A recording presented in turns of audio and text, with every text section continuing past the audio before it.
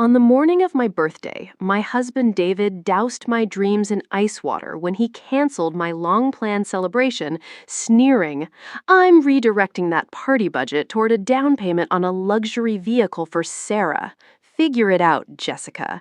You're the responsible one, aren't you?" I didn't cry. I didn't plead. I simply walked into our master bedroom, dialed a number I had saved for exactly this moment, and spoke for 10 seconds before hanging up. People often preach that forgiveness is the ultimate virtue, but when someone systematically strips away your dignity and finances to fund their infidelity, is it wrong to facilitate a wake-up call that forces them to face the truth? If you were in my shoes, would you stay silent and play the martyr? Or would you ensure that the people who betrayed you faced the exact fallout they created? By 7:30 a.m. the next morning, the air in our suburban Chicago home was thick enough to choke on. David sat at the kitchen island, scrolling through his phone with a smug, self-satisfied grin, likely texting Sarah about their new investment. He hadn't bothered to ask how I felt about the cancellation. To him, I was merely the household administrator, the one who handled the logistics and kept his life running on a predictable schedule. I stood by the floor-to-ceiling windows, watching a sleek black SUV pull into the driveway of the house directly across the street. The driver wasn't Sarah. It was her husband, Michael. He stepped out of the car, his posture unnaturally rigid, his movements precise and cold. David looked up, frowning as he caught the movement in his peripheral vision. "Who the hell is Michael visiting on a Tuesday morning?" he muttered, standing up to get a better view, oblivious to the storm clouds gathering on the horizon. He grabbed a cup of coffee, his knuckles pale, entirely unaware that the man outside was currently holding the digital keys to David's entire professional ruin.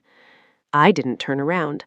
Maybe he's finally realized that his wife has been spending a disproportionate amount of time in our neighborhood, David, I said, my voice steady, almost conversational.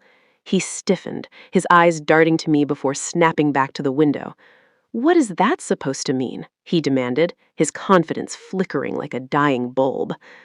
I felt a strange surge of adrenaline, not of fear, but of anticipation. I had spent 6 months meticulously documenting his lies, and the time for his performance was finally over. Before he could answer, the doorbell rang. It wasn't the polite, rhythmic chime of a casual visitor.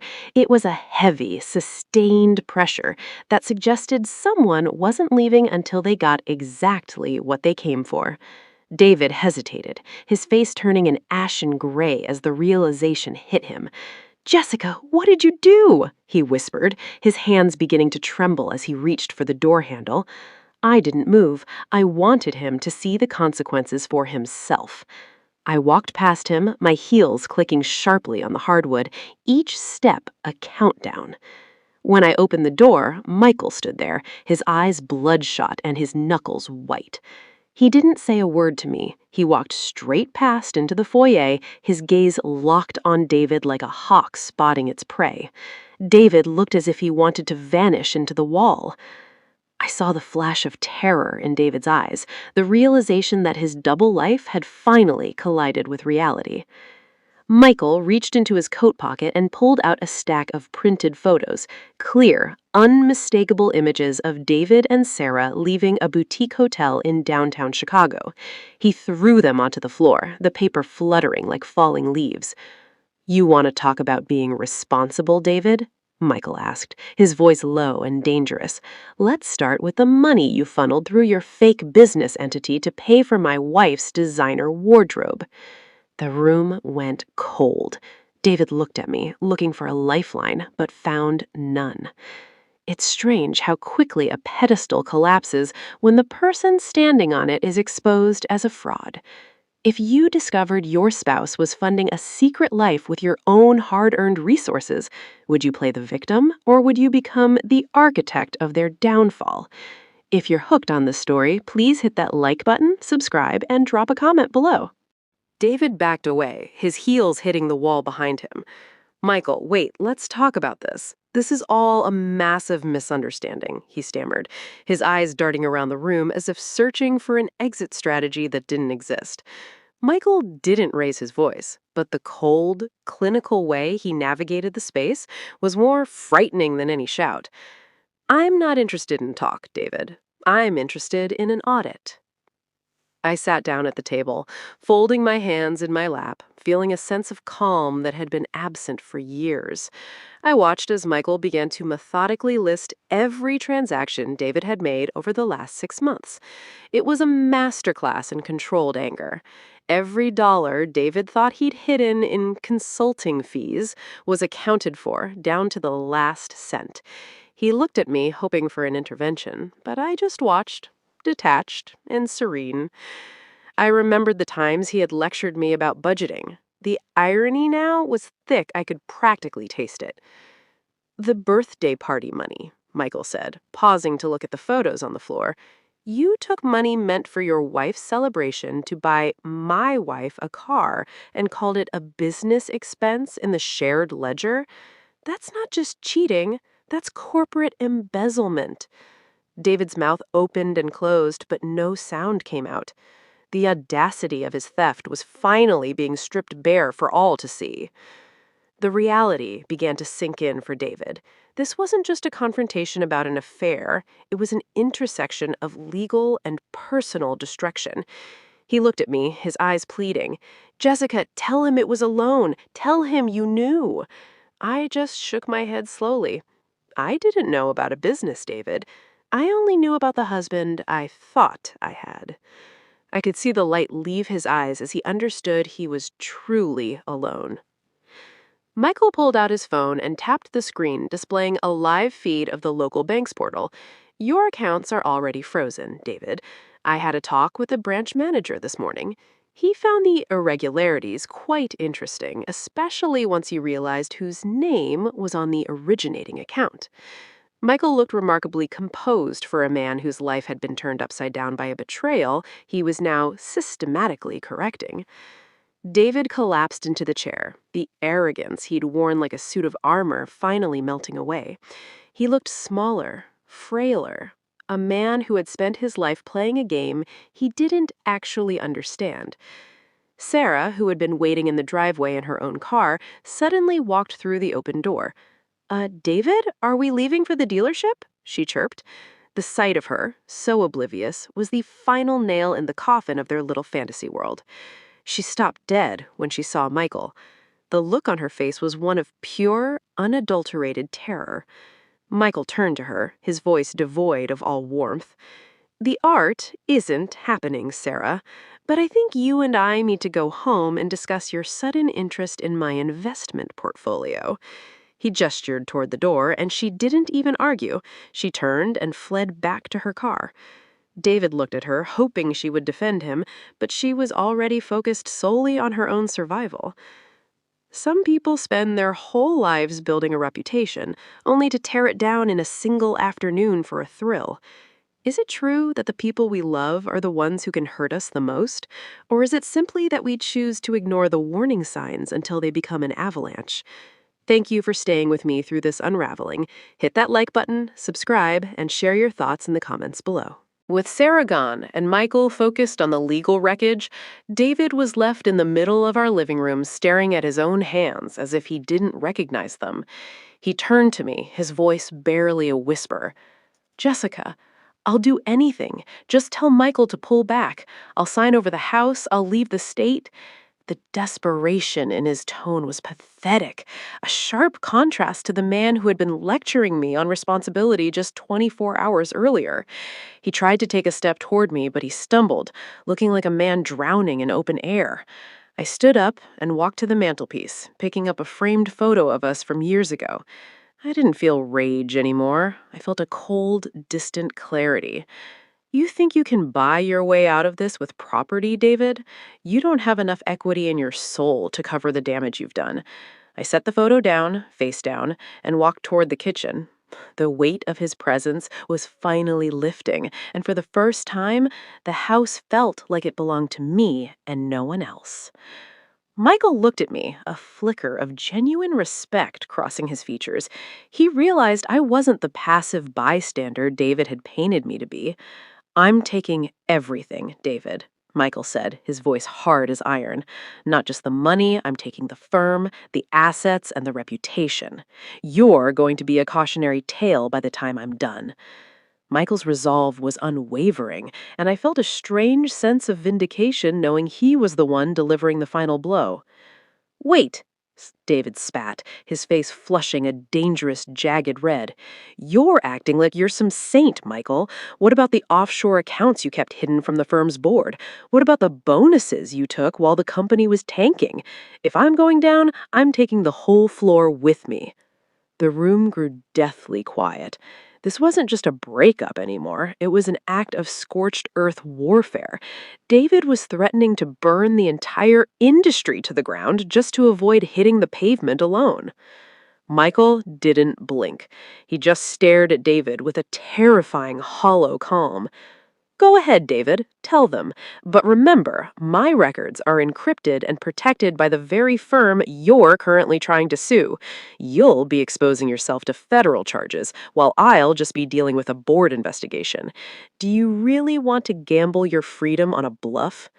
David's eyes darted between Michael and me, his chest heaving. He was trapped, and he knew it. David didn't fight back. He couldn't. He had spent his entire life manipulating people, and for the first time, he was facing someone who had already accounted for every one of his moves. He looked at me again, his face twisted in a pathetic mask of misery. "Jessica, please, we have history." The audacity of his appeal, considering our history was built on his dishonesty, was astounding. I watched him crumble, realizing that the man I had married had never really existed. He was a performance, a costume that had worn thin. History is what you write when you have a future. You've spent years editing our life to make room for your lies. I'm just closing the book. I walked out onto the back porch, needing the air. I could hear Michael listing the assets he was seizing, his tone professional and devastatingly efficient. Every detail of David's life was being dismantled, and I felt nothing but relief. I watched the shadows lengthen across the patio, knowing that by sunset, he would have absolutely nothing left. I watched a robin landing on the grass, unaware of the lives imploding inside the house. It was a beautiful afternoon. The sunlight caught the dew on the leaves, and for a moment, I felt like a spectator in my own life. I realized that my resilience wasn't about surviving David, it was about finally being free from the shadow he had cast across my existence. I looked out at the horizon, wondering where I would be a year from now, and for the first time, the lack of an answer was exhilarating. David wandered onto the porch, his eyes unfocused. "I didn't mean for it to go this far," he murmured. "I just wanted to feel alive again." I laughed, a sharp, bitter sound. "You didn't want to feel alive, David. You wanted to feel important, and you didn't care who you stepped on to get there." I walked past him, heading toward the garage, the finality of the situation becoming clearer with every step. I was done watching the carnage, but I wasn't done ensuring he felt the full weight of his collapse. I stopped at the door, turning back to him one last time. "You know, David, Sarah didn't leave because she was afraid of Michael. She left because she realized you were going to be a liability. She's already called my lawyer to hand over the digital files of every single conversation you two had the last year. You're not just broke, you're completely isolated." David's knees buckled. He wasn't just losing his money, he was losing his entire reality. I went back inside as David was signing a document Michael held out. He looked at me, his eyes pleading for one last bit of mercy. "Jessica, if I go down, we both go down. You signed the initial incorporation papers." I leaned down, my face inches from his, and whispered the one thing that would haunt him for the rest of his life. "Read the fine print, David. The ones I had my own lawyer review 3 months ago. You didn't just sign away the assets, you signed away your life." There is a specific kind of power in knowing you've been 5 steps ahead of your betrayer the entire time. Does that make me just as cold as they are? Or is it simply a survival strategy in a world that tries to erase you? I want to hear your perspective. Hit that like button, subscribe, and tell me what you would have done in the comments below. David's eyes widened as he realized the document didn't implicate me, it indemnified me. Every fraudulent transaction was tagged with his signature and his alone. He let the pen drop, his hand hanging in the air like a broken branch. He finally understood he hadn't been playing a game with me. He'd been playing a game he'd already lost. Michael stood up, closing the folder with a snap. "You're done, David. Get out. I'll have the locks changed by noon." David turned to me, his voice thick. "Jessica, stay. We can fix this." I didn't blink. I pointed to the door. The silence in the room was heavier than it had ever been. He grabbed the bag he'd already packed and walked out. I didn't watch him go. I went to the kitchen and started cleaning, the motion grounding me, though my hands were shaking and I didn't stop them. Michael stayed to finish the paperwork. "You handled that with grace," he said. "You're the one who orchestrated this." I stopped cleaning. I didn't orchestrate his character, I just let it reveal itself. I didn't tell him that Sarah leaving David the same week wasn't loyalty, it was math, and I'd used the same math on him that David had used on me. The business didn't survive the audit. My name was still on papers I'd signed years ago, back when I trusted him with everything. It wasn't seized because of anything I'd done, but it was gone all the same. A few weeks later, I moved into a smaller condo downtown, not because I chose simplicity, because it was what was left. I took a position at a legal aid nonprofit, helping people fight battles they couldn't afford. Some days it felt like purpose. Other days it felt like penance, like I was trying to balance a ledger that had nothing to do with anyone I was helping. I walked the lakefront most evenings. Mostly what arrived was the same question over and over. If I hadn't kept score for months before he ever slipped, would I have become the kind of person who could end someone that precisely? I still don't have an answer I fully believe. A letter came one morning from a motel outside Denver. I held it longer than I meant to. Then I dropped it in the fireplace and watched it curl into ash. I told myself I didn't need to know what it said. I'm still not completely sure that's true. There's a version of this story where I'm simply the woman who won. I'm not sure that's the version I actually lived. Was I 5 steps ahead, or did I just become someone I don't fully recognize?